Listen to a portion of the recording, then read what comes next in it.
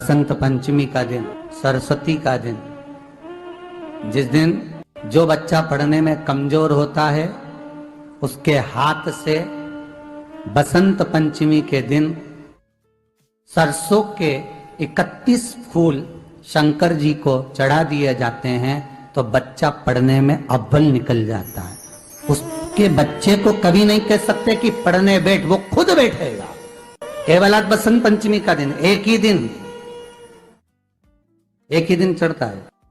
और बाकी के सरसों के फूल आपको मालूम है कि रोग मुक्ति के लिए तो होते ही हैं।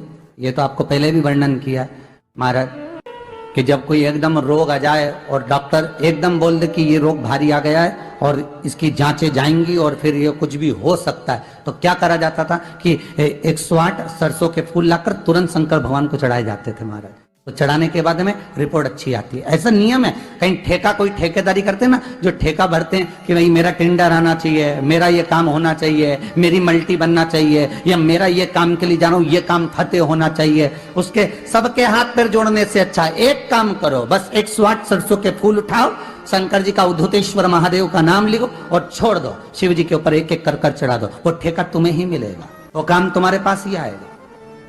बस केवल अवधूतेश्वर अर्थात ये जो क्रम है, ये वो क्रम तो 108 सरसों के फूल का आप कभी भी कर सकते हो, पर जो ये बच्चों के लिए किया जाता है वो केवल बसंत पंचमी के दिन ही होता है। भगवान का एक नाम है अघोर।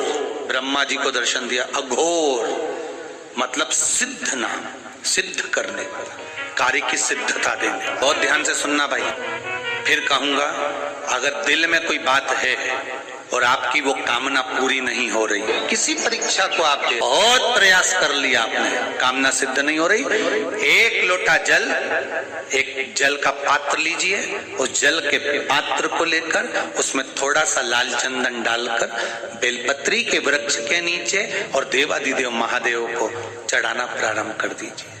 शिव को चढ़ाना थोड़ा सा, उसके बाद में एक लोटा जल स्वच्छ फिर शिव जी को चढ़ाओ।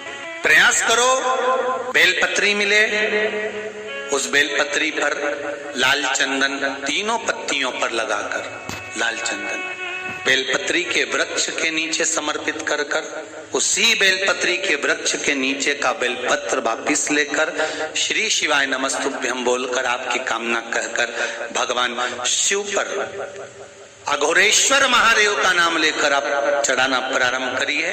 बाबा आपका कार्य 3 महीने के अंदर पूर्ण कर देगा, सफलता देगा। शिव जी का एक नाम है अघोर, ईश्वर, तत्पुरुष,